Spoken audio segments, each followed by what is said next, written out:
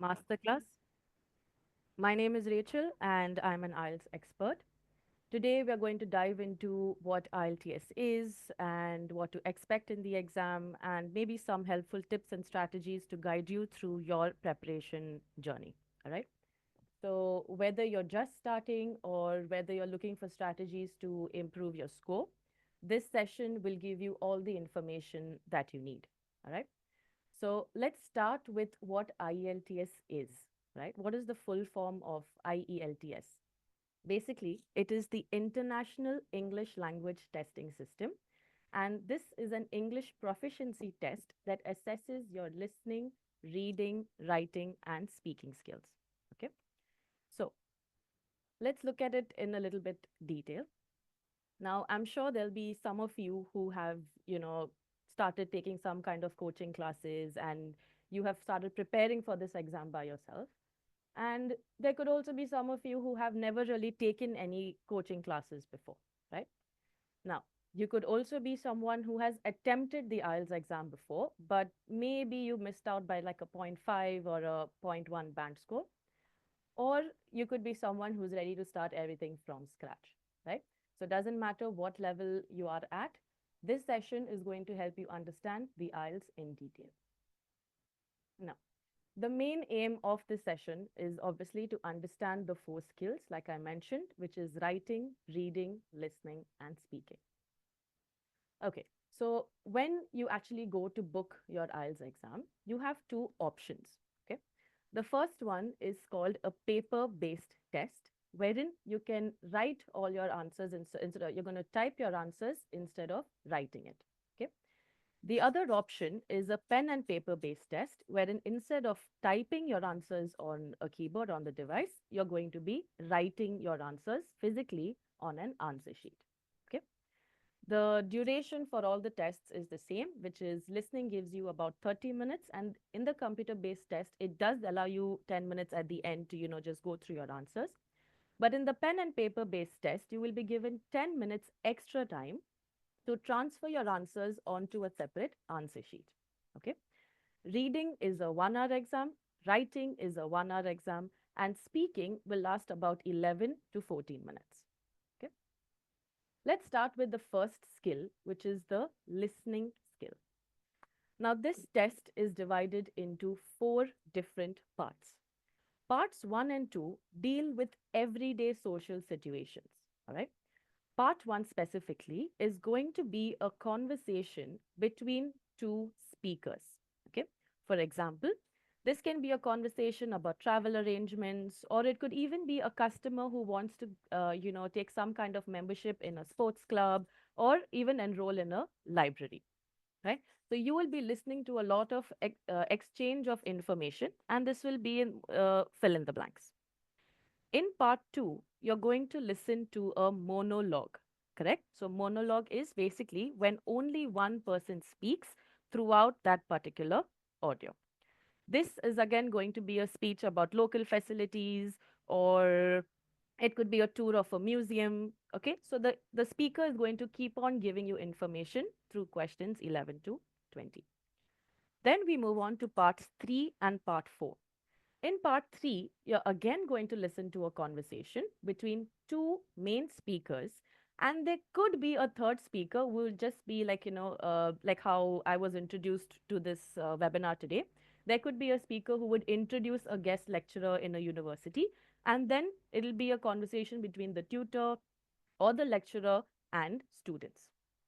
Then you move on to part four, which is again a monologue. Here again, only one person will speak on any academic subject. Okay. So, like I mentioned, parts one, two is going to be on everyday social situations, and parts three and four is going to be based on academic situations. Now, couple of points that you need to bear in mind when you're dealing with the listening skill. Like we saw, there are four parts in the exam. Each part will have 10 questions. So that totals up to 40 questions. Each correct answer receives 1 mark, and that is then converted into your band score. Okay. There is no half marking. There is no negative marking. You either receive 1 mark for the correct answer or 0 marks for an incorrect answer. Okay. Next, extremely important point, each section is heard only once, which means you have no control over the audio. You cannot stop, you cannot rewind, you cannot forward, you have no control over the audio. It will directly start at section 1 or part 1 and it will end at part 4. Okay. While the audio is playing, at the end of every part, you will have half a minute to check your answers. So, this is the time that you're going to use to check for any spelling mistakes. Maybe you missed out on some information, so you're going to recollect, like what did I think the audio was about, okay, or what do I think the answer could be, right? And you are going to listen to a variety of native speakers, correct? So it's an international English exam, right? So you're not going to listen to Indians speaking or an Indian monologue, correct? You're going to listen to a variety of accents. So my expert advises, if you're someone who is not familiarized with native speakers, that's something that you need to work on from scratch. Okay, moving forward. Let's look at some questions that you can expect in the listening exam. Okay. So the first thing that you need to do is orient yourself to the text. Okay. And the skill that you use here is prediction. All right. So the questions that you can expect for this particular question type is form filling or note completion. The second question type, or rather the second skill that you need to work on, is listening for specific information. All right. So, how do we listen for specific information? Basically, you need to predict what type of words you need. Okay. This will come under table completion, sentence completion, and all of these questions come in the listening section 1 or part 1 as they call it now. The third thing is identifying for details. Okay, this could be understanding any form, position, or maybe the color of an object or the color of a boat, correct?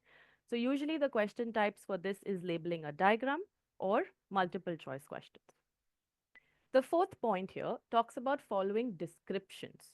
Okay, so you may get a question wherein you need to follow directions on a map and you need to label the map or complete a summary. This ideally comes in the second section of the listening test. The next skill that you would need is identifying main ideas. Here, the skill that you need is to think around the topic. Okay, you can expect short answers, multiple choice questions, or even matching. Next, you need to see beyond surface meaning. What does that mean? There are some questions wherein you need to understand the stress or the intonation in the speaker's voice. All right. This is where you try to figure out words like, oh no, or oh yes, this is what I wanted to achieve. Correct. So, by focusing on the stress or the intonation of the speaker, again, that will help you to find your correct answers. Then you also need to follow signposts. Okay, signposts are basically words like however, but, or although. This means there's some kind of contradiction that's going to come up. Okay, here you may need to complete a flow chart, or again, it could be in the form of a table. And finally, you would need to follow a talk wherein this comes in the part 4 usually, it's note completion. It'll be one continuous audio explaining to you, let's say, about minerals or how something was created, and that's how you keep finding your answers. Now, there are a couple of listening strategies that you can that you can use to get your correct answers. First one is to take notes in your question booklet as you listen. Okay, so for those who are giving the paper based exam, you can answer your questions on your question paper only.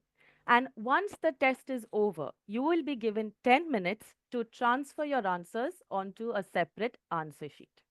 Okay, second point, if you don't know an answer, guess.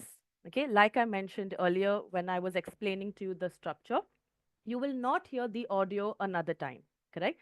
So, in case you do miss a particular answer, it's fine. Just guess your answer and move on. Third point, after you have completed answering, let's say that the section 1 is completed. Now, they have given you 30 seconds to check your answers. You can use these 30 seconds to preview the next set of questions. Okay. Here, I want you to make assumptions about what you can hear. Ask yourself who, what, when, where, or how, right?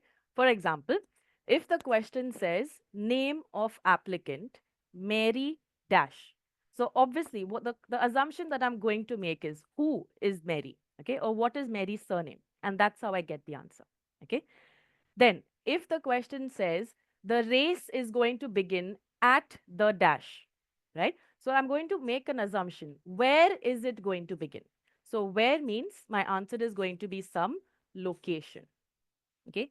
Then, if the question says the race will begin at dash sharp. Okay. So, again, I'm going to make an assumption. At what time is it going to begin? Or when is it going to begin? Correct. So, again, that helps me to find the answer from the audio.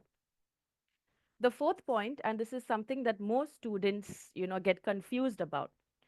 The correct answer is often repeated, but the words will not be written exactly as they are heard. What I mean by this is the test is going to use paraphrases and synonyms. Okay.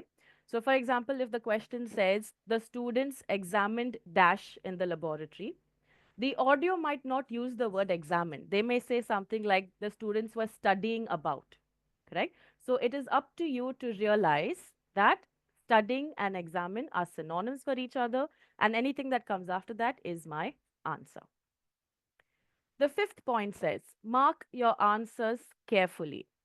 If you are asked to give a letter, do not answer with a phrase. Okay. So, what I mean by this is there is a question type called multiple choice, wherein you have options A, B, and C. And the instructions will say choose the correct letter A, B, or C. So, when you write your answers in your answer sheet, you need to write the letter, the correct letter, as your answer. If you write the word or the phrase that it stands for, you will get your answer wrong. Okay. This is something which most students, tend to neglect. So please keep this in mind. Next point.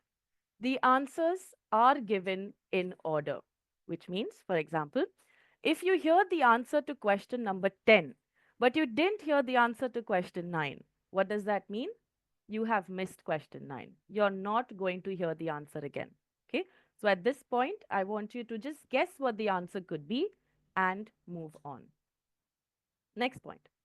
When you write a word in a blank, you must spell the word correctly. All right. It doesn't matter if you use the British or the American spelling, it must be spelled correctly or you will get a low score. All right. So, for example, color. You may write COLOR or you could write COLOUR. Right. As long as you don't spell it with a K, your answer will be correct. The next point. Pay attention when speakers correct themselves. Okay. The second statement is the one that contains the correct answer. So sometimes, especially when a conversation is happening, let's say if I'm writing down the correct year as a blank, one speaker may say the library was constructed in 1957. Okay. So naturally, I would write down the word 19, the number 1957. But then the other speaker would say, actually, no, that was when they thought of building it. It was actually constructed in, and then he'll give you another year. Correct? So this is something which you have to be careful about. The second statement or the second word or number is usually the one that is correct. Next point, again, extremely important. Incomplete or shortened answers, for example, dates or times, will be marked as incorrect. So if my answer is, let's say, for example, September, okay, if you write SEPT, that's it. Your examiner is not going to know what SEPT means, right? So that answer will be marked as incorrect. So in case you need to write a word or fill in the blanks, you need to write it in the entire word. Don't write it in short forms. And the last point, remember that answers that exceed the word limits, even the use of a and the, will be marked as incorrect. Okay. Articles a and the are also considered as words. So if the question says write no more than one word for your answer, and if you write, for example, the cafe, it will be wrong. Why? Because the and cafe are two words. All right. So please be careful, follow the instructions carefully. We're going to solve a very short example now.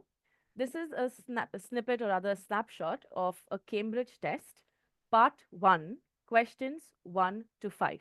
Okay. So what we're going to do now is we're going to listen to an audio, and while the audio is being played, I want you all to maybe put your answers in the chat box as you listen. Okay. Before we hear the audio, let's quickly go through the questions, and I'm going to explain to you what I want you to do in your exam. So the first thing you're going to do is, hang on, you're going to skim through the questions. So here it says choose one word and or a number. Address of agency is already given. I have nothing to write there. Name of the agent, Becky Dash. So what is the name of the agent? The first name is given. I am looking for the last name. Phone number is already given. I do not need to write it down. Best to call her in the dash. So we're talking about calling someone. So when is the best time to call the person? So my answer is going to be some time period. It could be in terms of time. It could be maybe a part of the day.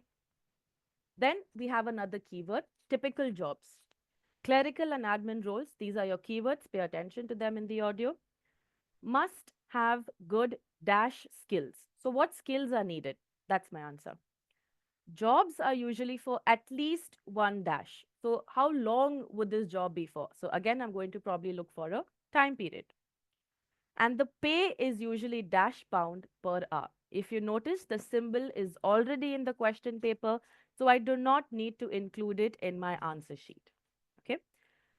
I'm going to play an audio now. All of you listen carefully, and as you find or listen to the answers, keep putting it in the chat box. Part 1.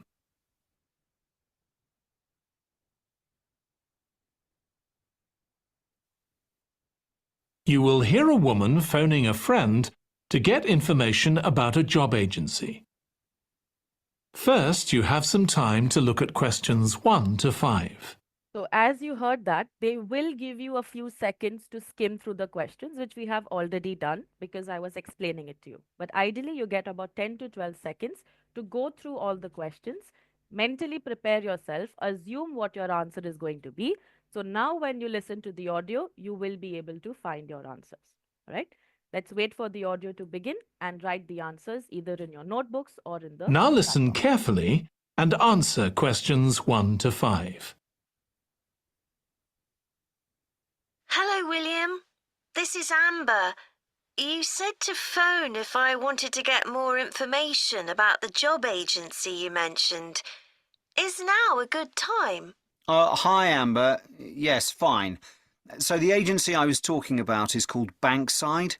They're based in Docklands. I can tell you the address now, 497 East Side. OK, thanks. So is there anyone in particular I should speak to there? The agent I always deal with is called Becky Jameson. Let me write that down. Becky Jameson. Jameson.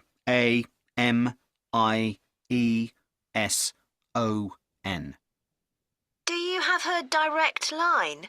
Yes, it's in my contacts somewhere. Right, here we are. 07866 510 333. I wouldn't call her until the afternoon if I were you. She's always really busy in the morning trying to fill last-minute vacancies. She's really helpful and friendly, so I'm sure it would be worth getting in. All right.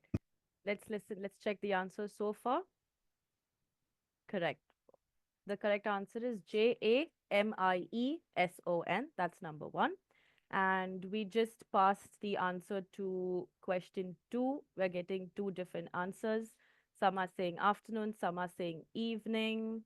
The correct answer is afternoon because he says that she is extremely busy in the morning. So you can call her in the afternoon. Yes, you can write all your answers in capital letters. There is no hard and fast rule that you only need to write it in small. So in case you think that your handwriting is not the best, you can write it in all caps. But in the writing module, okay, this is specifically about speaking and reading. You can write all your answers in capital, but in the writing exam, you have to follow the sentence case. Okay, let's continue solving. Touch with her for an informal chat. It's mainly clerical and admin jobs they deal with, isn't it? That's right. I know you're hoping to find a full-time job in the media eventually, but Becky mostly recruits temporary staff for the finance sector, which will look good on your CV and generally pays better too. Yeah, I'm just a bit worried because I don't have much office experience. I wouldn't worry. They'll probably start you as a receptionist or something like that. So what's important for that kind of job isn't so much having business skills or knowing lots of different computer systems, it's communication that really matters, so you'd be fine there. And you'll pick up office skills really quickly on the job. It's not that complicated. Okay, good. So how long do people generally need temporary staff for? It would be great if I could get something lasting at least a month. That shouldn't be too difficult. But you're more likely to be offered something for a week at first, which might get extended. It's unusual to be sent somewhere for just a day or two. Right. I've heard the pay isn't too bad. Better than working in a shop or a restaurant. Oh yes, definitely. The hourly rate is about £10, 11 if you're lucky. That's pretty good. I was only expecting to get £8 or £9 an hour. All right. So this was a typical example of how the listening test happens. Okay. So let's look at some of your queries. Um, is it okay to write answers in capital computer-based exam? Yes, it is okay to write your answers for listening and reading in all capital.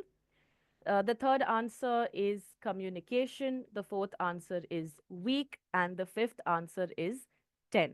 Okay. For those who have written 10 pounds, that would be incorrect. As you can see, the pound symbol is already in the question paper. So you do not need to include it in your answer. Okay.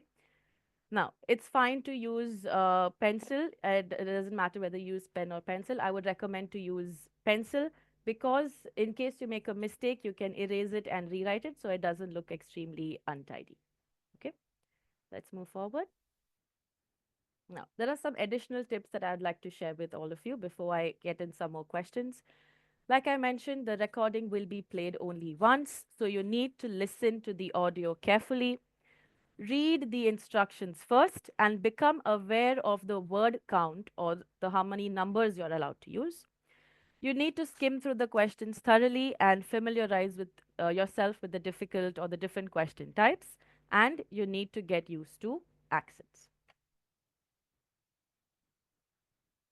Now, couple of points that will help you catch the answer, especially for the monologues. Okay, you need to pay attention to stressed words. Okay, so generally if your sentence contains your answer, you'll notice that the speaker emphasizes on those words, right? So I just now emphasized the word emphasize. I did that intentionally because I wanted to stress on that word. Okay, so paying attention to stress words are crucial. Again, notice intonation patterns in your speaker.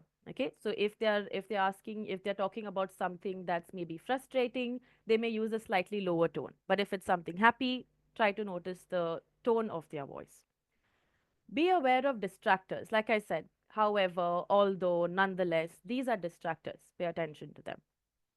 You also need to pay attention to details, like a couple of people have asked that they mentioned 11 or 6 pounds or 9 pounds. Those are what she expected to get as the pay, right? But the original speaker who's giving the details said that they will receive 10, if you're lucky 11, but usually it is 10. Couple of common mistakes that students make. Okay, let's just clear that out of our way. They tend to listen to the audio blindly. What I mean by blindly is they just wait for the audio to begin without predicting. Okay, they avoid using prediction skills. Don't do this in your exam. Okay, using your prediction skills makes it easier for you to find your answer in the audio. Please do not lose your concentration during the test. Okay, your mind needs to only and only be focused on the audio and your questions, because in case you lose your concentration, you will end up missing the next 3 or 4 questions, and that's going to drastically affect your score. Sometimes students do not read the instructions. Okay, I keep emphasizing follow the instructions. If it says write no more than one word, you need to write one word only. If it says write no more than 3 words, for example, your answer can either be 1 word or 2 words or 3 words, but not more than that. Okay. Be careful of your spellings and grammar. And finally, blank answers. Like I said, if you missed out on something, please guess the answer and move on. In case you need any study material, any resources, the IDP website is the best place that you can get these details from. All right. Before we move on to reading, let me quickly take some questions. Do any of you have any questions relating to the speaking module? Sorry, the listening module?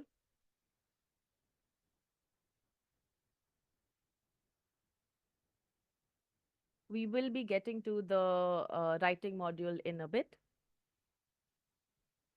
Yes, you will get time to go through the questions in the computer-based exam also. You will be given a rough sheet of paper for rough work as well. Yes.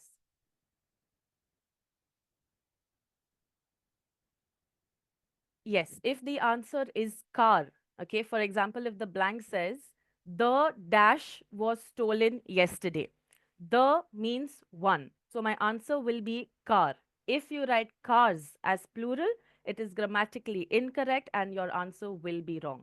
Okay, so singular and plural is also extremely important. Please be careful about it. Cursive handwriting is okay as long as your handwriting is readable and your examiner can understand what you're writing. You can either write in all capital or cursive. Yes, you need to write your answers while you are listening to the audio because you will not hear the answer again.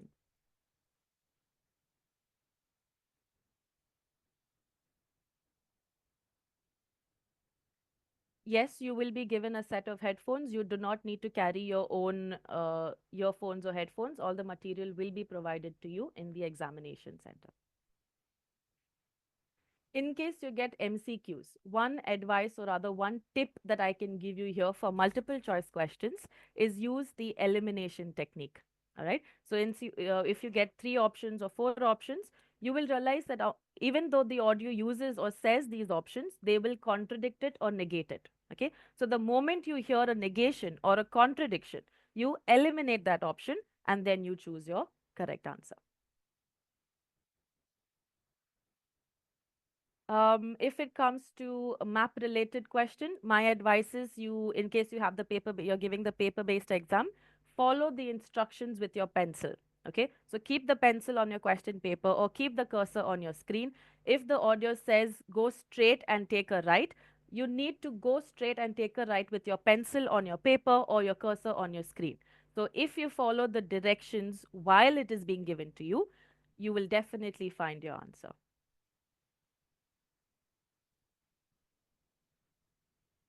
You can go back and check your answers or change your answers. All right, we are moving on to the next skill, which is reading. Okay. Now, reading is a 60 minutes exam, which includes transfer time. What do I mean by this? Like I mentioned, in listening, you have to first answer all your questions on your question paper. Then they will give you 10 minutes to transfer your answers onto another answer sheet. But in reading, you're expected to solve and write your answers within 1 hour. You're not going to get extra time to transfer your answer. Okay. This reading exam is divided into 3 sections, and again, the total number of questions are 40. Each correct answer gives you 1 mark, and that is then converted into your band score. The 3 important skills that you need here is skimming, scanning, and reading for detail. This is the band descriptor. That's something you can find on the website. Now, what types of questions can you expect in your reading exam? Okay, you have short answers, sentence completion, summary completion, multiple choice, and so on and so forth. Now, in listening, I made a point where I said, will answers be in order? Yes, guaranteed from 1 to 40, your answers will be in order, one after the other, for the listening exam. But when it comes to reading, okay, it says usually. All right. So for blank, summary, MCQs, flowchart, true, false, it will usually be in order. So let's say I have 8 fill in the blanks. 95% of the time, you'll find it, for instance, if my first answer is in the first paragraph, second answer would be either on the next sentence or the next paragraph, third would be after that, four would be after that. But in case you can't find the keywords, that means that your answer could be out of order. We have three questions such as matching, paragraph selection, and headings. These are the slightly more challenging question types, and it takes a little more time because the answers will not be in order, right? So, in a two-page text, your fifth answer could be in the first paragraph, third answer could be in the last paragraph, correct? So, it is going to be out of order. It's important that you practice these questions, as this is something that I would say is slightly tricky and time consuming. I'm going to simply teach you a four-step technique to find your answers in the reading exam. The first thing that you're going to do is read the title of your text. Okay, it's extremely important. The reason why you read the title is number one, it helps you understand what the nature of the text is. What am I actually going to read about? What is the main topic of discussion here? Okay. And the second reason why you need to read the title is because sometimes in some tests, they ask you what was the main topic of discussion or what is the writer's purpose in this text. Okay. So naturally, the main topic or the writer's purpose is mentioned in the title of the text. Step two is to read the instructions of the question. Again, I cannot emphasize on this enough. Instructions are important. It tells you what you need to write as your answer. Okay, this can either be a word count, or it may tell you write the correct letter, or it will ask you to write numbers from 1 to 8 in headings. Now, before you start, finding your answers, what students tend to do is they read the text first. Okay. Now, if you are a fast reader or an avid reader, it's okay to read the text first. But for most students, I would recommend to directly go to the questions and then go to the passage. Why? Because we do not have enough time to read all the texts and then solve. Okay. So you're simply going to use the skimming and the scanning strategy. Now, what do I mean by skimming and scanning? Think of it as reading a newspaper, right? So, when you read a newspaper, you don't obviously read from the first word to the last word, correct? We skim through the headlines. That is called skipping information and only reading the headlines. Now, in our exam, we don't have headlines, so we're going to call it keywords. And where will I find these keywords? In my question, right? So you're going to pick up keywords from your question and skim the text for these keywords. Once you find those keywords, you're going to scan that particular paragraph or those 2 to 3 sentences and find your answer. Couple of tips to improve your overall IELTS reading. First, time management. There are students who are able to score 39 out of 40 or 38 out of 40, but they take 1 to 1.5 hour, 1 hour 40 minutes. Now, this is something that we don't have the liberty for in our exam, correct? We need to be able to manage our time appropriately. The second point is to discern the difficulty level. Okay, like I mentioned earlier, there are some questions like match headings, paragraph selection, etc. These questions are slightly difficult. So while you are taking your mock tests, while you are practicing, I would advise you to focus on questions that you find particularly challenging so that you don't waste too much time on those questions in your exam. Another important skill is reading at speed.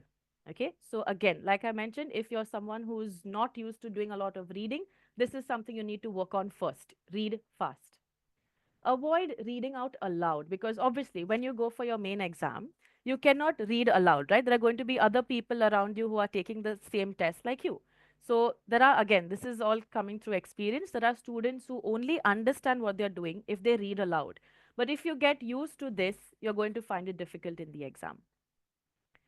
Then read the questions first. I mentioned this before. Do not look at your passage. You do not have the time to do that. If you're a fast reader, then you can. But ideally, we directly go to the questions first and then go to your text. Skimming and scanning, like I mentioned, I gave you the example of reading a newspaper. First, you skim the questions and then you scan to find your answer. Signposts is important. Furthermore, moreover, however, research suggests that These are keywords that will help you to find your answer. Do not try to understand the full passage. Trust me, it's going to be a waste of time. Okay, in your entire 2 pages, you may just need 10 to 15 sentences, correct? So do not read the entire passage. Another important tip that I want to give you here is develop your vocabulary. Okay, how do I do that? By reading more and more texts. Okay, there are a lot of vocabulary apps that are available on App Store or on Play Store. Just download a vocabulary app and every single day learn 5 to 10 new words. Okay, this is a simple strategy that will just need 5 minutes every day, maybe in the morning when you're having your breakfast or when you're traveling. Open your vocabulary app and learn new words. Okay. Concentration is extremely important. Grammar is extremely important. And practice is important. Okay. Let's look at an example. Okay. So this is a reading extract. The title of this text is The Undersea World of Sound. So what do we understand from this title? Okay, that we're going to now read an article about life or other world, which is underground, undersea. Okay, paragraphs A, B, C, D, E, and F are on the next page. What we're going to do is we're going to quickly skim through the text, and I'm going to show you certain elements in this passage that are important. Okay, so let's look at passage A. The vast oceans of the world are dark, deep and mysterious places where eyesight counts for little as soon as you venture very far beneath the surface. So I've highlighted 3 points here. Eyesight counts for little. What does this mean? You may not be able to see things clearly. Where?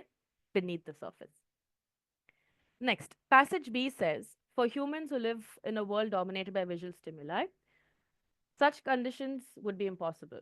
But for whales and dolphins that live in the ocean, in the case of few species, muddy rivers, etc., darkness is unimportant. What is crucial to them is sound. So this passage tells me that is giving me an example of whales and dolphins, and it tells me that darkness is not a really a concern, but what is important, crucial is a synonym for important, is sound. Sound is an efficient way to transmit information. Okay, and they've given us some characteristic about the sound. It travels 5 times faster through water than through air. Okay, so this text is explaining to me about sound and its features. Moving on to passage D. Whales and dolphins use sound in 2 ways. So again, it's further giving me information about sound for communication and for echolocation. Okay. Then when you read further, you can see that there are some frequencies mentioned, some numbers mentioned. I will skip that information for now. Passage E says, but as well as using sounds to communicate, whales and dolphins also depend on echolocation to learn about their immediate environment, including prey. Okay, so as we know, prey is basically wherein you're going to try to praise their food, how they hunt for their food. Okay, what we're going to do now is we are going to look at a question type called paragraph selection. Okay. The question here says, which passage contains the following information? Okay. Question 1. A contrast between the speed of sound in and out of the ocean. Okay. What do you understand by the word contrast? Contrast means a difference. Okay. So which paragraph do you think talks about a difference in the speed of sound in and out of the ocean? I'll give you all a few seconds.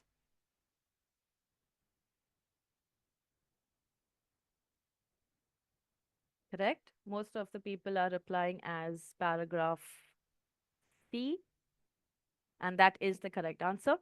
As you can see in paragraph C, we had highlighted certain keywords in the previous slide, correct? Let me just quickly go back to that.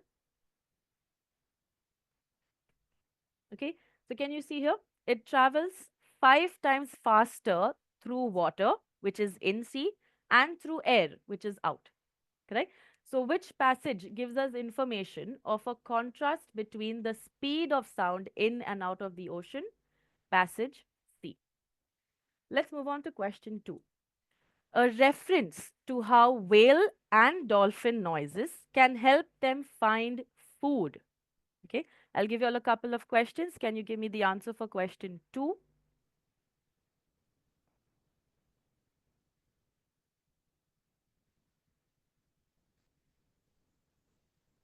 The correct answer is in fact E, correct? So they didn't really use the word food, but what does PREY mean? Prey, that is their food.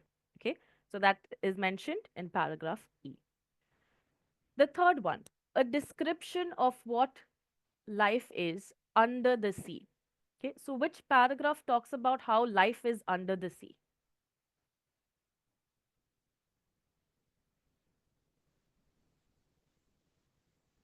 Correct? It is option A. Okay, as you see, the first sentence itself tells it to us. Dark, deep, and mysterious beneath the surface. Correct? So, how is life beneath the surface? It is dark, deep, and mysterious. Next, question number 4. The names of a range of noises that whales and dolphins make underwater. Could you find the text that gives me the names of range of noises? Very good. The answer is in fact D. And here the range of the noises that they're talking about is pulsed in squeals, screams, or even barks, generally at frequencies. As you can see, they have mentioned it as hertz and they have also mentioned kilohertz. And the last one, the various places that whales and dolphins can be found. Can you see a passage that talks about where dolphins and whales can be found?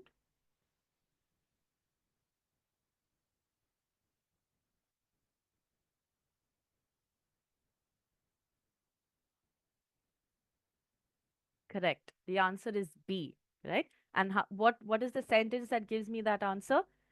Muddy rivers and estuaries. Those are places, right? So as you see, this was easy for us to find the answer. Why? Because we kind of skimmed through the text first, we underlined certain important points, and then we read the questions and we did matching. Okay. So this was one example of a reading question type. I'm going to very quickly do another example. This is true, false, and not given. And honestly, this is something that students tend to, make a couple of errors in. So, three-step technique, read the title, understand the context of the entire passage. What is it talking about? Step 2, pick up keywords in the question and skim the text. Whether it is true or false, first we need to check whether it is given, correct? And then you're going to try to convert the statement into a question. For example, the WWF managed to save many rhinos. So this is a statement that is given to me. So what I need to do now is I'm going to convert this into a question. So did the WWF manage to save rhinos? So if the paragraph answers my question as yes, my answer is true. But if the paragraph answers no, my answer is false. If the paragraph is unable to confirm or contradict whether they saved rhinos or not, what does that mean? That it is not given. All right. Let's quickly look at an example. The title of this text is The Saiga Antelope. So I'm reading about an animal. Let's look at the questions. Number 1. In the early 90s, Central Asia steppes was home to over 1 million saiga. So the key words that I'm going to pick up here is early 90s, Central Asia, it's a proper noun, it's easy to locate, and home to over 1 million saiga. I will now skim for these words in my text. 1993 is early 90s, more than a million is over 1 million, crowded the steppes of Central Asia. So there is some information about it. Can you tell me what the answer is?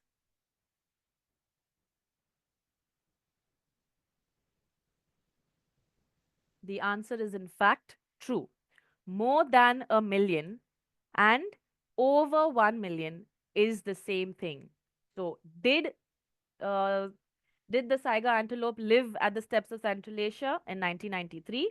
Yes, they did. So this answer is true. Okay. Let's quickly look at another example. This 97% decline is the most dramatic population crash of a large mammal ever seen. So I'm going to choose keywords 97% decline, most dramatic population crash, and large mammal. Can you tell me what the answer is?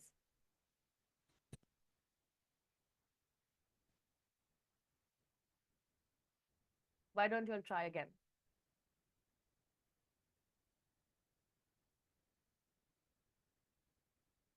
Okay, a lot of students are saying true. Okay, it is in fact false. Okay, and let me explain to you why it is false. The question says it was the most dramatic, which means there was nothing else more dramatic than that. But the text says it was one of the most dramatic, and that's your catch. Okay, so the most does not mean one of the most, they are two different things. So, was it the most dramatic population crash? No, it was not. The paragraph is giving you contradictory information or opposite information, and therefore this information is false. Okay, I hope this clears your doubt in true, false, and not given. Couple of things that you can, keep in mind: the most, one of the most, the only, almost, all. These are a couple of, words that IELTS uses to trick you, and this is where you have to be particularly careful about. All right. I'm going to answer some questions on reading. Is there anyone who would need any clarification on reading?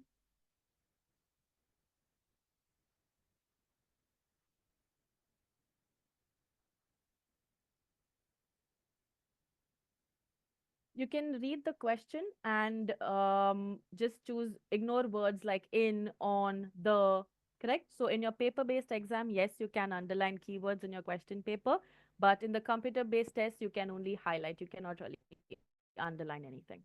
Okay?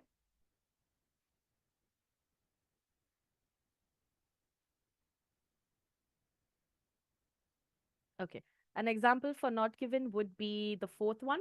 So they managed to save rhinos because it encouraged the hunting of saiga. But if you see the text, it says they actively encouraged the saiga hunt, promoting its horns as an alternative to the endangered rhino.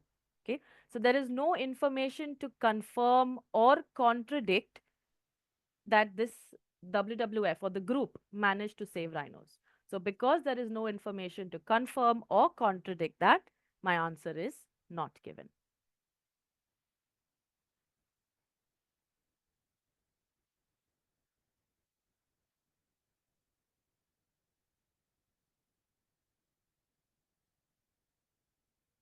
All right. Uh, let's move on. Okay, one second. A couple of you want some.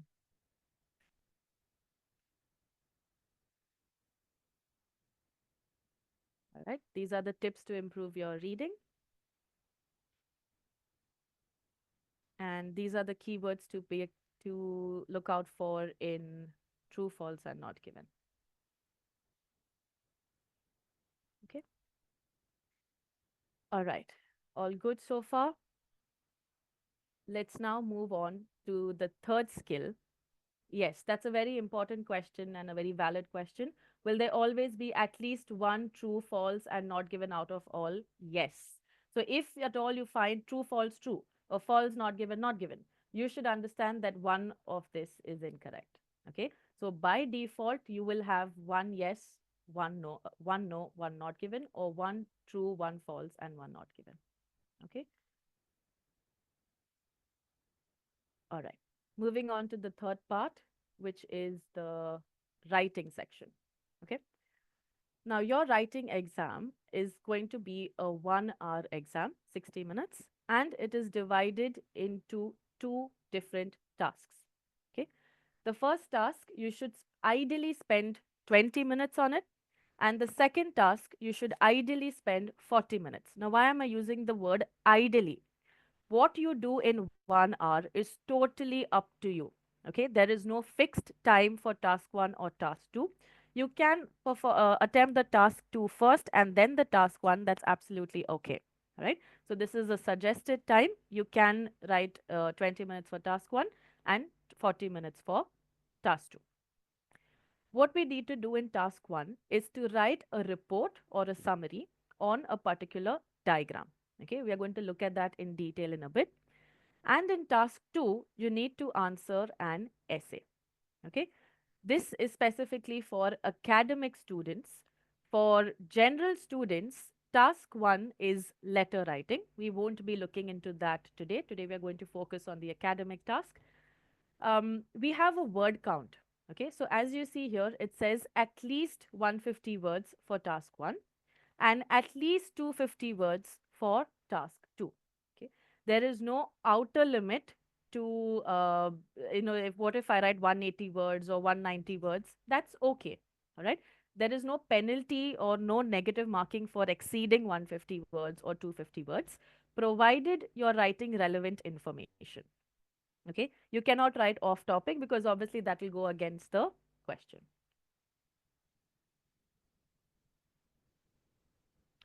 What types of images can you expect in writing task 1?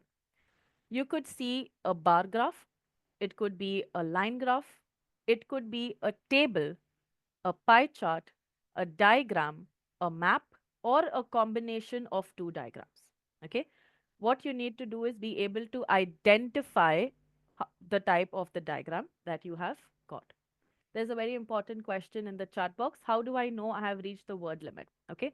So in the computerized test, you will have your word count at the bottom of your screen. For paper-based test, I'll give you all one tip. You can download the sample writing answer sheet from the website, take a couple of printouts and try to practice on those answer sheets. Okay. So based on your handwriting, you can either fit, let's say, 6 words to 8 words on one line. So consciously count how many words you're writing on that line and then get a rough estimate of your word count. Okay, that is something that could help. This is an example of a writing task 1. It's a combination of a bar graph and a line graph. Let's look at the vocabulary that you can use to describe change. Okay, for example, if there is an increase, you can use an increase, a surge, or a growth. If you see it declining, so you can use words like a fall, a drop, a decline. Then, if you see a line that's going up and down, what is the actual word for up and down? Fluctuation or variation. Then, if you see a line that's going along the same way, that is being constant or it remains stable.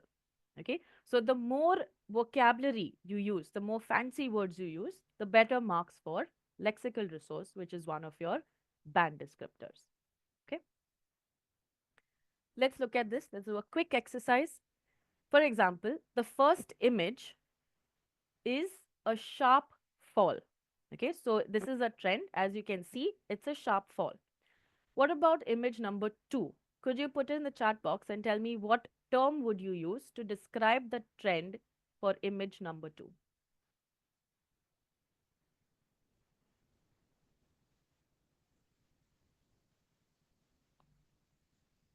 Correct? Gradual increase, constant growth, steady growth.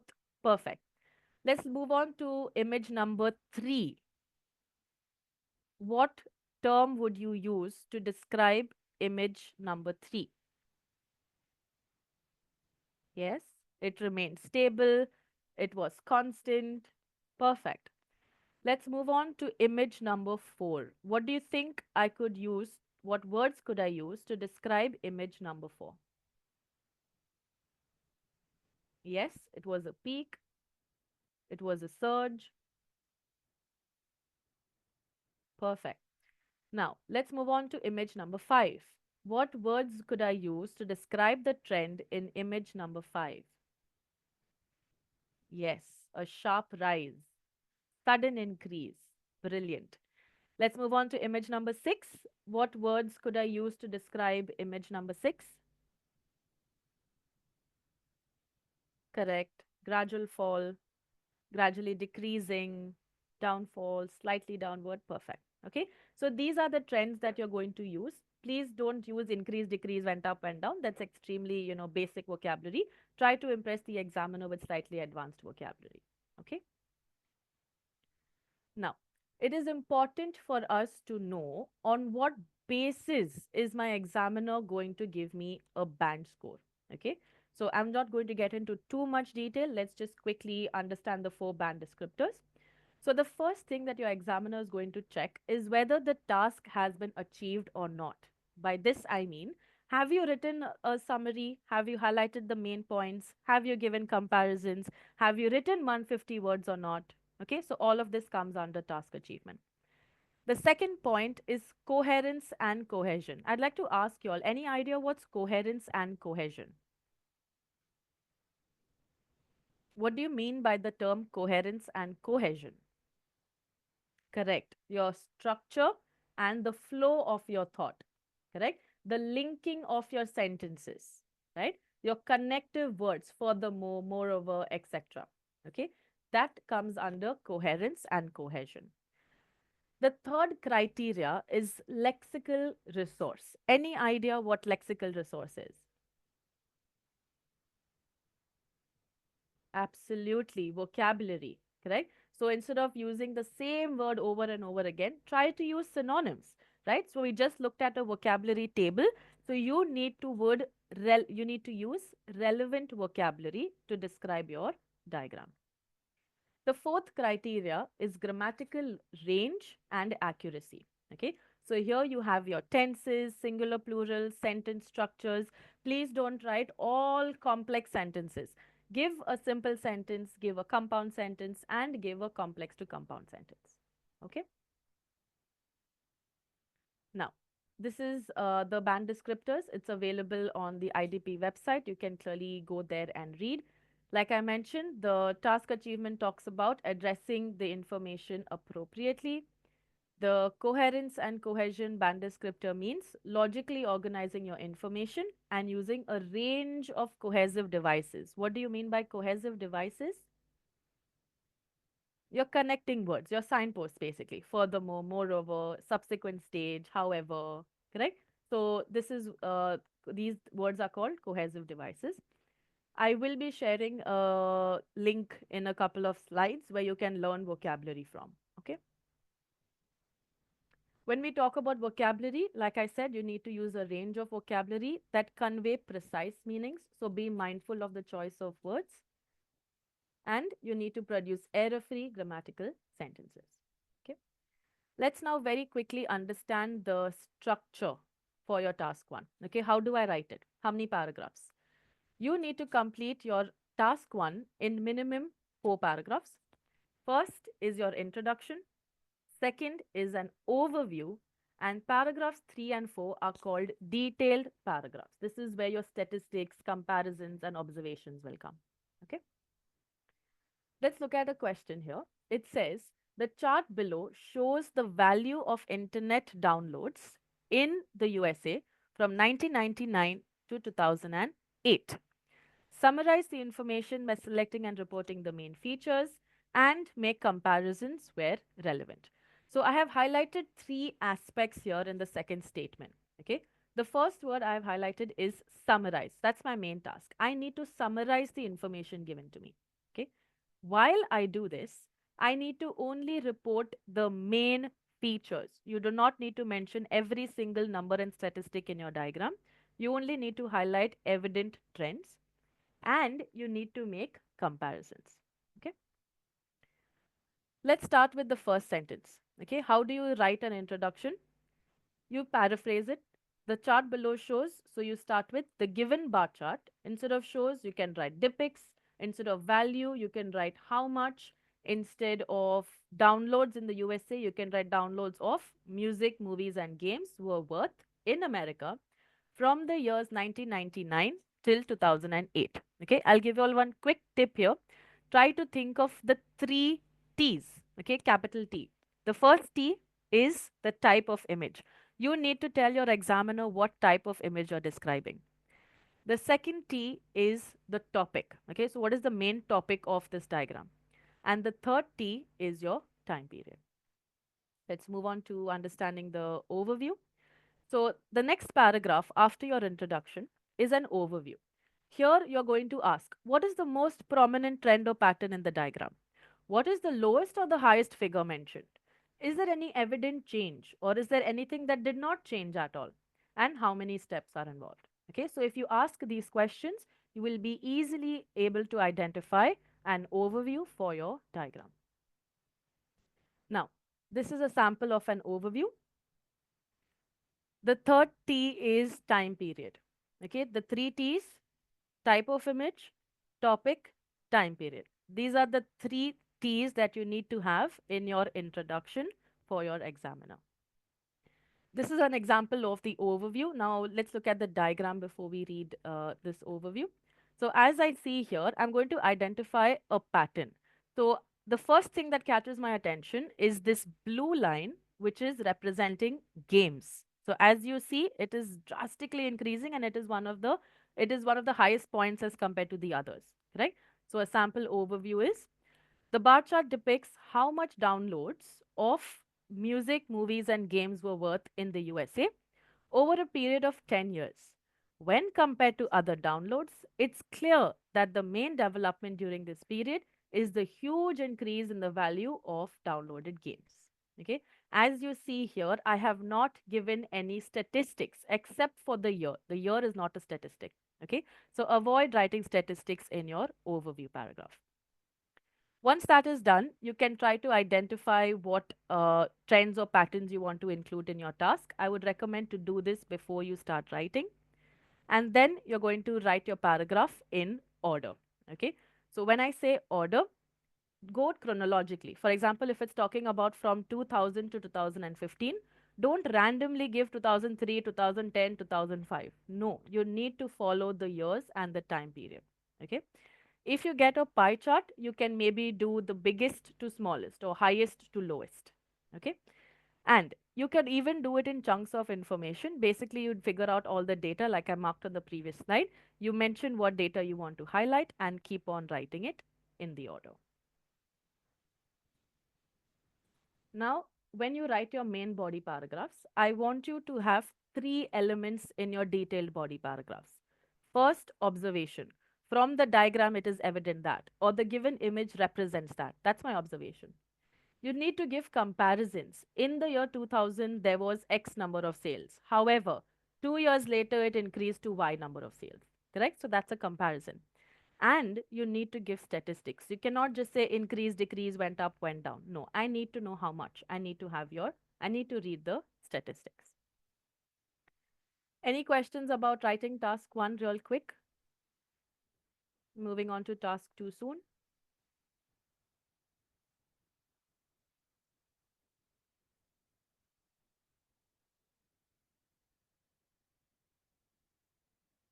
When writing chronologically by observing a line chart, can we club same topics? For example, in the first 5 years, there has been a surge. Yes, you can, as long as you can club your information as long as you're going in order. All right. I may not be able to repeat everything as we're running out of time. We still have one more skill to do. So maybe once we finish off the last skill, I can go back to the previous slides. All right. Okay. Moving on to task 2. Task 2 is essay writing. Okay. Here we need to do this in 3 stages. Extremely important. Prompt, plan, and execute. Just learn this. Prompt means understand the question thoroughly. Okay. What do I need to write about? Is it asking me for an opinion? Is it asking me to discuss something? Or is it asking me to argue on 2 points of view? Okay. So you need to spend 1 or 2 minutes to first understand the question thoroughly. Then you move on to planning. Okay. This is where you create a clear mind map of all the ideas that you want to write about in your essay. Once you've figured out what to write in body 1 and body 2 respectively, you're then going to execute, which is basically writing your essay. Okay. Let me quickly explain to you the different types of questions that you can expect in your exam. The first is an opinionated question. It will ask you, do you agree or disagree, or is it a positive or negative development? Please remember this tip. If the question uses the word or, it is asking you to make a decision, right? That makes it an opinionated essay. The second question type is called discussion. Here, they will give you two contrasting ideas. Okay. Some people say it is cruel to keep animals in zoos, whereas some others believe it can be useful to protect wildlife. Discuss both views and give your opinion. So, here I need to talk about both these points of view and then share my opinion. Then we have a cause and solution or problem solution type of an essay. We have an advantage and disadvantage essay. One is opinion, the other is non opinion. Read the question thoroughly. And you may also get a double question wherein they'll ask you, what are the reasons for this trend? And do you think it's positive or negative? So here we need to answer both questions. Okay. Of course, you will get one essay question in your exam. How do I analyze the prompt? Okay. First, you're going to identify who or what is the essay about. Then you're going to identify keywords surrounding this topic. And the third thing you're going to identify are your instructions. Okay. So there's a question on the screen. Nowadays, more tasks at home and at work are being performed by robots. Why do you think this is happening? Is it a positive or negative development? So, can you all tell me who is this essay about or what is the essay about? What is the main topic of discussion here? Robots. Correct. Now, what are the keywords surrounding robots? What are robots doing for us? Work. Correct. They are performing tasks at home and at work. Okay. Now, let's identify our instructions. Please tell me, is this a single question or a double question? Correct. What is my first instruction? What's the first thing that I need to address? Why is it happening? Brilliant. This is what I'm going to cover in my body paragraph 1. I need to tell my reader why people are using robots to perform tasks at home and at work. Okay, that's my first instruction. What is my second instruction?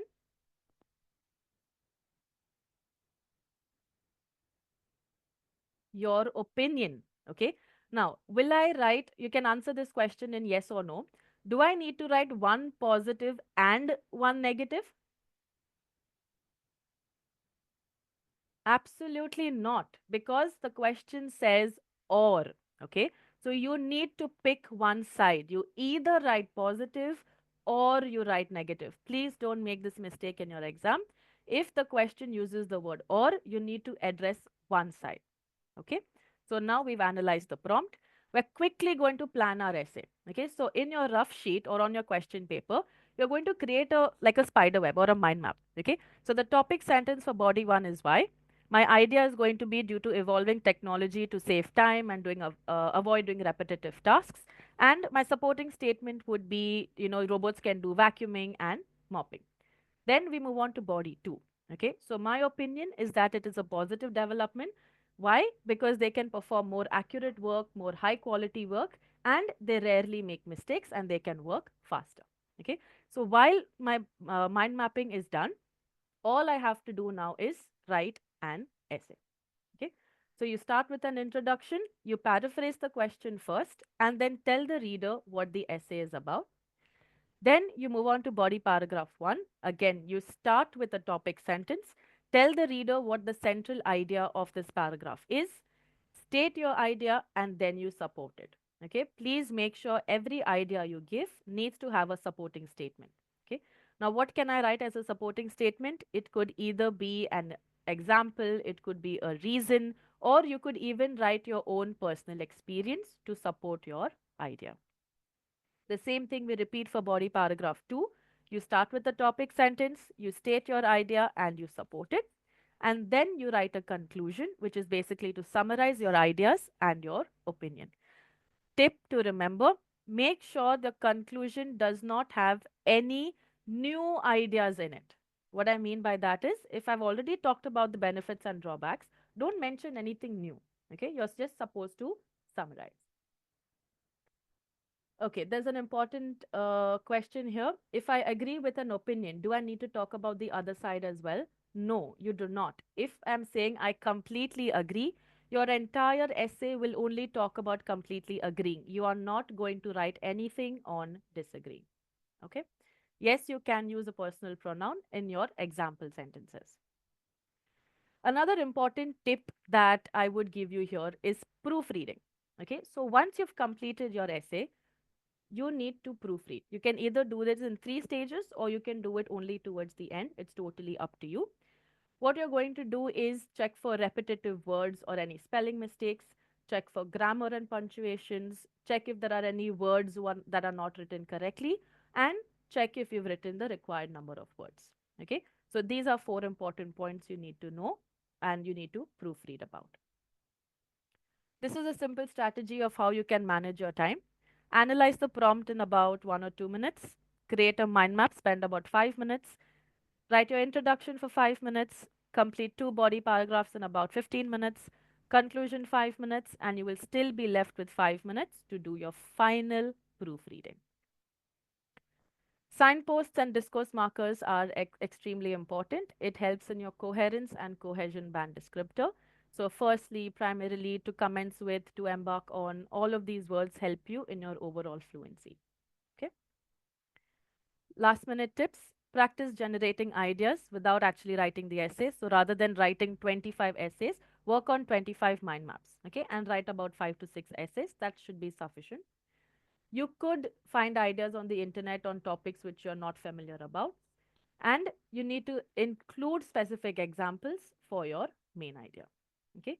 For those who asked how can we exceed or learn vocabulary, this is a link that you can use to learn vocabulary. Can we exceed 250 words? Yes, you can exceed 250 words. There is no penalty for exceeding 270 to 280 words. No problem. Okay. Mm, there's another question. Okay. There's one disclaimer that I'd like to read about. So, a couple of points in the chat which I didn't address earlier. From 22nd Feb onwards, from 22nd Feb 2025, you will need to use a black ball pen for your answers. They have now come up with a new rule which is going to be effective from 22nd onwards. The test center will provide the required ball pen for your examination. You can carry it by yourself also if you want. In case that's not available, the test center will give it to you. All right. Let's move on. Sorry, give me a minute.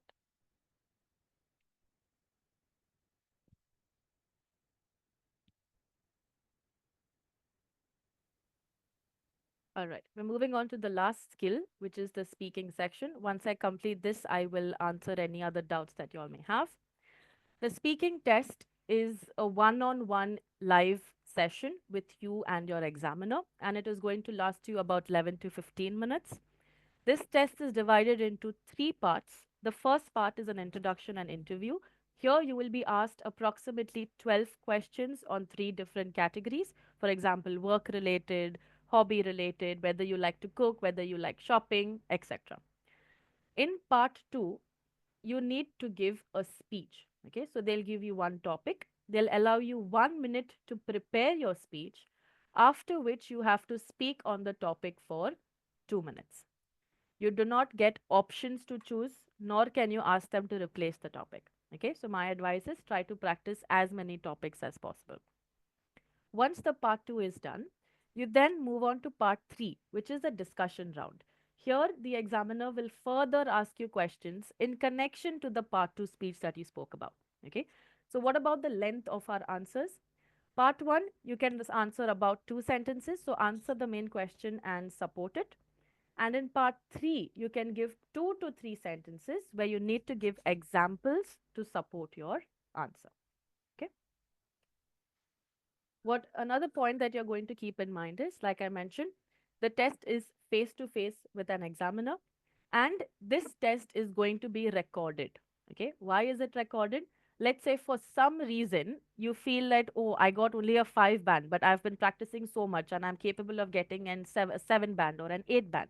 So in that case, you can give it for reassessment. Correct. So what happens? There are 2 other examiners who are going to listen to this recording. and your score may or may not change based on their assessment. Okay. Um, the test comprises of, like I said, ID checking and greeting. Part 1 Q&A, part 2 speech, part 3 interaction. Just like the writing skill, your speaking is also going to be graded on 4 criterias. The first is fluency and coherence. This is basically to assess your ability to speak at length, whether you're hesitating, whether you're repeating yourself, whether you're saying too often. That's going to break your fluency. The second point is lexical resource. Like we all know, it talks about vocabulary. Try to use some uncommon words and try to use idioms. The third point is grammatical range and accuracy. Again, the types of sentences, tenses, singular, plural, all comes under grammar. And the fourth point is your pronunciation. Okay. It's not cuisine, it's cuisine. It's not restaurant, it's a restaurant. Right. So there are certain words which are commonly misspelled. Try to learn those commonly confused words. Okay. Now, when it comes to part one, okay, like I mentioned, answer the main question and add a supporting sentence. So the question here is, how often do you watch television? A says 3 times. Okay. Why is this answer incorrect?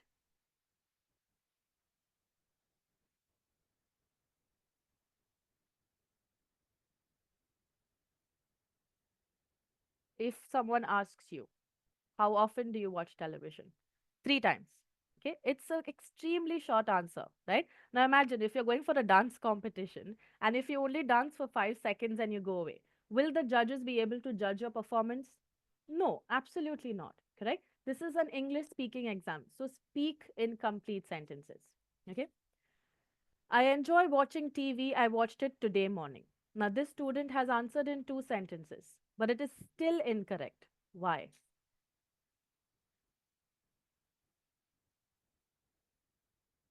It's irrelevant. Absolutely. It's not answering the question. The question wants to know how many times you watch television. Okay. Option C says, I generally watch television twice a day. In the morning, while I have my breakfast, I prefer watching news channels. And in the night, while having dinner, I generally watch comedy shows or even a movie. Okay. So as you can see here, I have directly answered the question and I have given one sentence to support it. Okay. Option D says, I generally watch television twice a day, but there is only one television in my house. So I don't get to watch the channels that I like to watch. My mother usually watches programs of her choice, and that really annoys me sometimes. Okay, again, this is incorrect because it sounds highly informal, it's too negative, it's off topic, it's not really basically irrelevant information. Okay, so this is how you kind of, strike your balance. Don't be too short, don't be too elaborative, just stick to the question and add a supporting statement. Now, after part one, we are going to now move on to part two. Okay, so in part two, you will be given a topic, for example, describe a lake, a river, or a sea, where it is, how often you visit it, what activities you do there, and why you like this particular place. Okay, so they will give you this topic. Along with this, they'll give you a separate piece of paper so you can write down keywords. Okay, avoid using words like I'm gonna do this or I wanna go there. Okay, these are slangs. My advice, avoid them. In the 1 minute of preparation time, I want you to create a mind map like the one on your right side. Okay. So, how often do you visit it? Every summer for many years. Where is it? Lake District National Park. Okay. What all activities that you do there? Kayaking. It was an exhilarating experience, etc. Okay. Even if you're giving the computer based exam, you will be given a separate piece of paper or a sheet of paper to write down these keywords. And while you're speaking, you will have access to both your question and your notes. Okay. Moving forward, this is another example. Describe an interest or a hobby that you enjoy, how you became interested in it, how long have you been doing it, why you enjoy it, and what benefits you get from it. Okay. Again, one more tip, part two is all about storytelling. Okay. So your experience does not have to be real. You can completely just make up a story in your mind. That's absolutely okay. As long as your speech is relevant to the topic. You will be given 1 minute to prepare your speech. Now moving on to part 3. Okay. Here they will ask you more opinionated questions. For example, in your country, how much time do people spend on work and how much time on leisure do you think is a good balance? Okay. So here you can answer as far as I know, to the best of my knowledge, okay, in my opinion, according to me. So these are some phrases that you can use to start your part 3 answers, and you need to give examples to support your answer. All right. Now, a couple of tips. Be natural. Okay. Be chatty. Avoid using slangs. Remember, there are no right or wrong answers. Okay. You may say, I agree. Another student may say, I disagree. And that's absolutely fine. Always add more to your answers, right? We just saw an example. You need to show a willingness to speak. Okay. Prepare your ideas and personal memories for recent and common topics. For example, questions on work, questions on hometown, questions on studies. These are commonly asked questions. Okay. So practice these questions, but don't learn them by heart like a parrot. That will sound like a memorized response. Don't worry if the examiner interrupts your answer. It's normal. Maybe you're saying something and you tend to go off topic and the examiner stops you. That's absolutely fine. Don't get nervous. Just stop speaking, listen to the next question, and then answer. In part 1, the examiner will tell you the topic. Let's now talk about films. Okay. So they will tell you what they're going to talk about or what questions they're going to ask you. In part 1, you can add more information. So, for example, we just saw a question, it had only 4 bullet points. Don't limit yourself to only those points. Okay, you can add more information from your own knowledge. In part 2, the examiner controls the time. Okay, so once 2 minutes are up, they will ask you to stop speaking and they will move on to part 3. In part 3, you need to explain what you mean with examples in detail. Okay. And something that can happen here is the examiner might cross question you. Okay. It's a discussion, right? So if you say something and if the examiner has a doubt in their mind, or maybe they're not fully convinced, they want you to elaborate.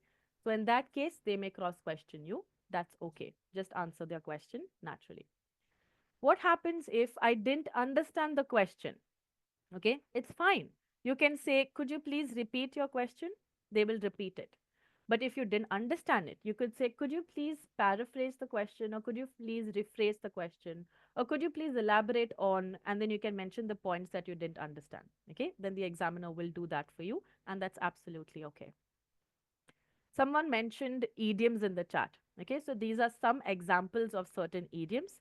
Once in a blue moon means rarely, around the clock means at all times, sitting on the fence means not able to decide between this or that. Correct? So, idioms are a good way to boost your speaking lexical resource. Common mistakes, trying to memorize answers. I just made the point, do not learn answers by heart. It sounds very robotic. Okay. Don't speak very softly. The examiner needs to hear you. Okay, so speak loudly with confidence. Please do not go off topic. Stick to the question that is asked to you. Giving yes or no answers without elaboration. Okay, so if the examiner asks you, do you like to read? Don't just say yes or no. Elaborate it. Okay. If you repeat your words and phrases over and over, again, that's going to affect your score. You need to pay attention to the tense of the examiner. If they ask you, what subjects did you study in high school? You're going to answer in past tense. The eighth point says parroting the question and poor pronunciation. That's self explanatory. Please be careful of your pronunciation. Your words need to be clear. Not using good vocabulary. We already understood the importance of vocabulary. And losing interest in the conversation. Okay, make sure that you're sounding enthusiastic and you need to show a willingness to speak throughout the test. Okay, and that's it. That's your listening, reading, writing, and speaking. Okay, I'm opening up the chat for some questions now.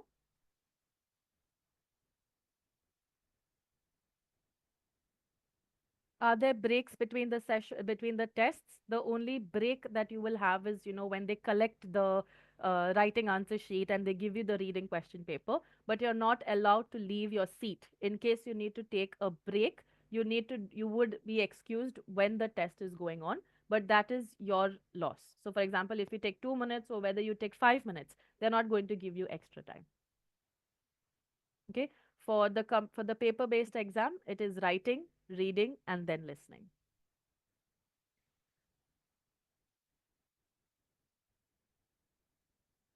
Yes, they will provide a rough sheet for the computerized test as well.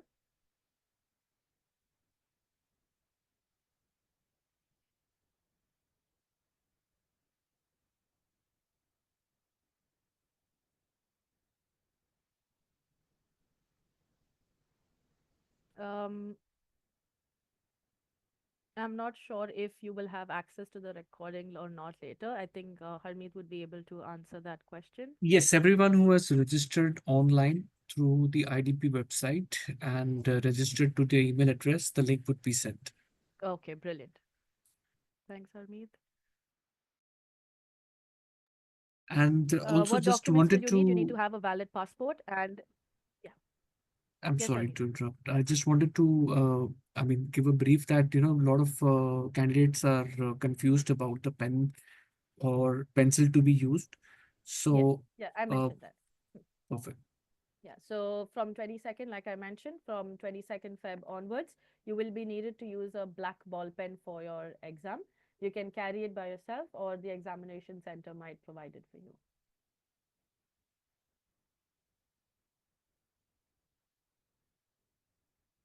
Um, there is not much of a difference in paper based and computer delivered except for the duration of your result. Your paper based exam takes 13 days to give you your result, whereas the computer delivered gives your result within 3 days. Okay, so in case you need your results soon or fast, you can give the computer delivered test, but if you can wait for 13 days, then you can give the paper based exam. If you don't write the required word count, that comes under task achievement. So you will get a lower score if you fail to write 150 words for task 1 or 250 words for task 2. Okay.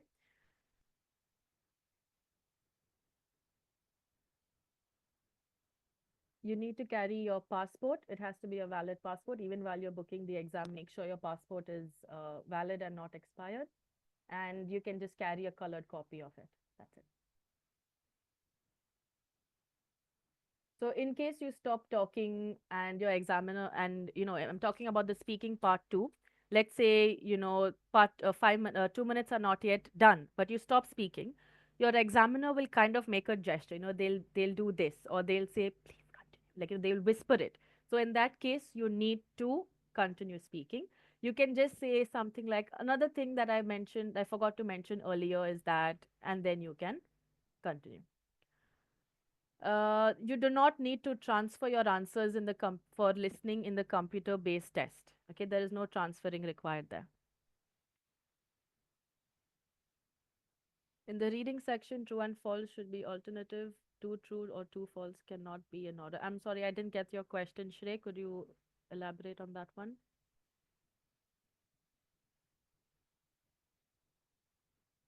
So in the writing exam, there are two types of agree or disagree questions. One says, do you agree or disagree? So in that case, you need to pick one side.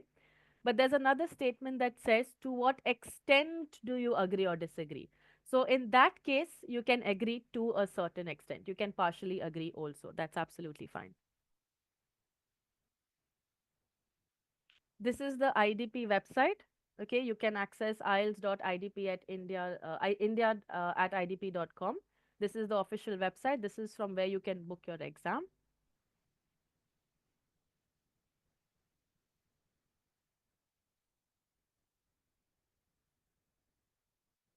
Voice modulation does not carry additional marks, but it is important, correct? So when you're speaking to your examiner, don't sound like a robot. Don't speak only in one tone, right? It doesn't sound natural when you speak to someone in a robotic tone. So try to sound enthusiastic, try to use voice modulation, intonation, etc. Okay. All other details related to the question to the exam is all available on the IDP's website. Please go through their website for all information that you need.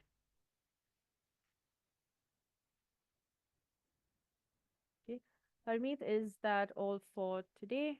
I think we are I good, hope. and it was really interactive and informative session for the candidates. I hope they have made the most of it. I hope so. So for those not who, they can still get the recording online. Yes, perfect. Thank you Perfect. everyone for joining in today's session and all the best for your IELTS exam. Good luck. Thank you, Rachel.